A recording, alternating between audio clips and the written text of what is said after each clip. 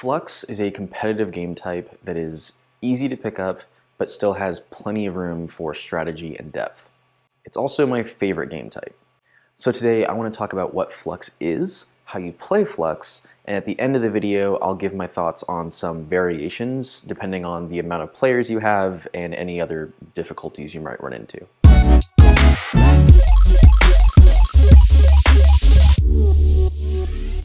My name is Brandon, and I enjoy the competitive, sport-like aspects of the hobby, as well as modding and building blasters for that purpose. And if you're interested in those things as well, feel free to subscribe for more content like this in the future. But today, talking about Flux. Like many game types in the hobby, there are many variations of this. So while this is one way to play Flux, obviously your mileage may vary, and feel free to tweak and adjust for whatever works best with the players that you have at your games. The core gameplay of Flux is very similar to the control game type in many first-person shooters. Essentially, two teams are given a fixed amount of time to compete over these points, and whichever team controls the most points at the end of the round wins that round. See, at a high level, it's super simple. It's easy to explain. And before I get more into the details, really all you need to play Flux are a handful of some sort of symmetrical object that you can denote with two colors. This way you can indicate which team has control of the point. Blue, red, it's magic. These are actually tissue boxes that I've duct taped to be equal parts blue and red. You can use any kind of boxes you want. They don't even necessarily need to be the same between the 3 points. You can use Pringles cans if you have a relatively flat surface that they can flip and won't fall over. You can use Frisbees duct taped together. Anything you can flip. That's all you need. Flip a thing. So to play Flux, you will need, I'm going to say, a minimum of 4 to 6 players. The fewer players you have, it's just going to be more difficult to actually control the points and force meaningful interaction between your players, which I'll touch on at the end of the video as well. But you divide your teams into two, preferably equal teams, and you want to assign each team a color. However you choose to indicate your teams, be that rival team indicators, duct tape, jerseys, hats, whatever, it doesn't matter. You have a red team, you have a blue team, or whatever color your points are. Then in the middle of the field, you will set up your 3 points. Generally, you want to have 1 point in the center and then just space the other 2 out equally from it in either direction. But it's important that when you set up your points, they're starting in a neutral position, neither blue nor red. That way, it's very clear once it's been flipped. But basically, if it's a neutral point, it doesn't count as anything and nobody has claimed it yet.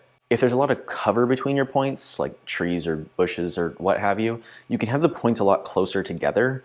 But if there's minimal cover or no cover, which I would not recommend, space them further apart. You want to make sure that if somebody is holding the left point, they can't also easily hold the center or right point from where they're standing. You want to make people commit to a point, taking them away from the other two and allowing the other team to then take those points. You will also want to designate respawn points for each of your teams, preferably equidistant from the center mark, and preferably marked visually with something like a cone or a flag or something. You will then send each team to their respective spawn points, choose a time for the round, which I would recommend starting fairly low, like 3 minutes or 5 minutes, and then you start the round. Once the round starts, the goal of your players is to get to this cube and flip it to their color by physically grabbing it, turning it, and setting it back down. If a player is tagged with a dart, meaning a dart hits them, they are then out of play and need to return to their spawn point. If they were in the process of flipping a cube while they are tagged, then that doesn't count. So if it was red and they were in the process of flipping it to blue but hadn't set it down yet, it goes back to red before they walk to respawn. Once they are at the respawn, there are plenty of respawn methodologies, but the two that I think work well for Flux are individual counts and rolling counts, which are also like 90% of the respawn rules that exist, but that's fine. An individual count is what it sounds like. You give your players an amount of time that they have to count down, after which they are back in the game. So if you say a respawn is 10 seconds, they get to the respawn, They count to 10, 9, 10, and they are back in. A rolling respawn is a little bit more complicated, where the first player to get to a respawn point will start counting, let's say to 10, and once they reach 10, every player that is in the respawn returns, even if they just got there a second ago. If you notice that a team is sort of respawning and immediately getting tagged out because they're not really coordinating or grouping together, a rolling respawn is a way of artificially forcing them to group up because they will all return at once and have a better chance of taking back a point. Once the timer goes off, play is halted, and whichever team has the most points with their color facing up wins the round. So if there's 1 blue and 2 red, red won the round. This is why it's important to always have an odd number of points, because you don't really want to deal with ties. It's still technically possible because if nobody ever claimed one of the points so it remained neutral, but that's something went wrong in that game. Yeah, it's bad. Don't do that. Flux is usually played in 2 or more rounds, and typically, like most game types, it's best practice to flip your teams in between rounds. So blue will go where red was, red will go where blue was. That way, if there's any asymmetricality to your playing field or some other unfair advantage in the terrain, it's equaled out a bit. And that's pretty much it. See, it's pretty simple. So why is Flux fun? For one, it's a constant action game. People are constantly respawning, they're running to a point, they're trying to capture it, they're getting tagged out, they're attacking defenders, they're defending points, they're capturing points. There's just a lot of moving parts, and the main objective forces you to move into a conflict zone. Whereas a team deathmatch or attrition type game, people will often just kind of hang back and stay safe and plink at each other. Flux forces you into the fray. Also, for brand new players, it's very easy to explain. You explain how tagging works and respawning works, and you just say that your objective is to get that box and make it blue or red or whatever the color is. And with very little experience, it's easy to understand, okay, I get to that box and I flip it and I shoot darts at people. That also makes it very good for younger children. Flux is also great because it gives people of all different skill types and skill sets something to do. If you are a very mobile, fast player, you can run up and capture points.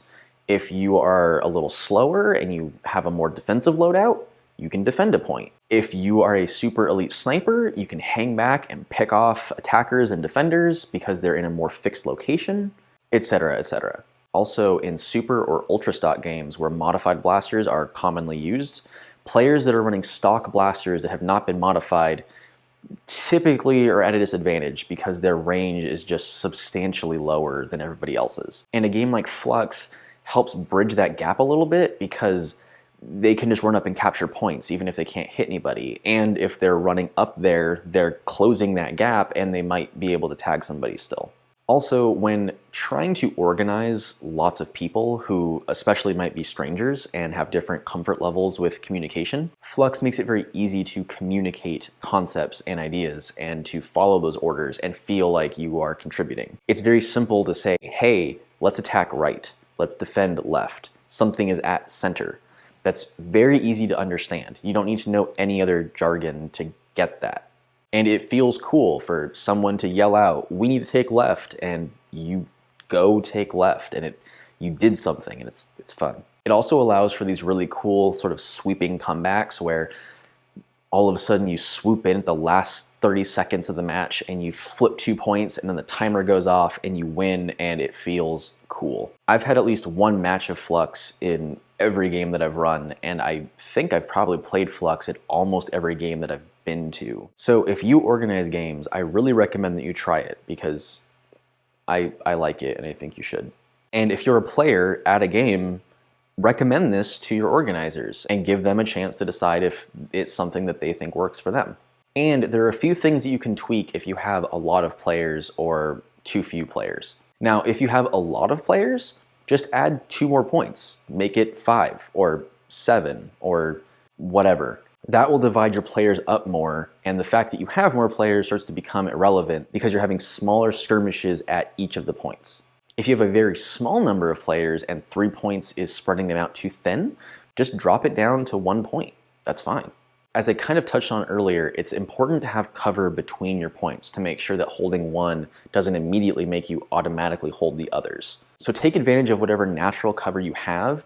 If you don't have any cover, if you're playing in a field, definitely build some PVC or pallet barriers because it just doesn't work in an open field. If you notice that a particular team is sort of always dominating the other team, something else you can try is moving the left and right points closer to each of the teams. So instead of having a straight line of points, you have a diagonal line of points. That way each team has one point that's closer to their respawn and therefore very easy to hold because you respawn and immediately take it. That'll prevent blowouts where it's like 3-0 because at least you held one point and that feels a little better than 0. Sometimes you can end up with like a group of Caliburns like all in the center area and nobody can get near any of the points because they can't make it up there. This gives them a launching point to kind of push in from.